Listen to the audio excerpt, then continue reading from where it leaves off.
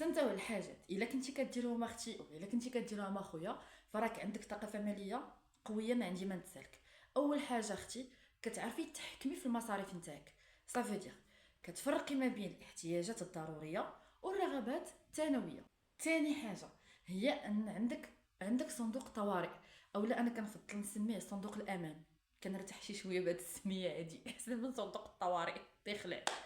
المهم هو واحد المبلغ كتحطو في هذاك الصندوق اللي كيغطي لك على الاقل ما بين 3 شهور و 6 شهور من المصاريف نتاعك.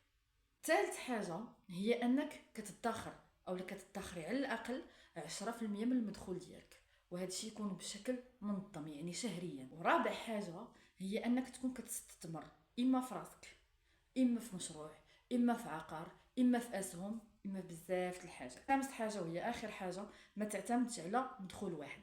حاول تقلب على فرص وتقلب على مصادر دخل تانية.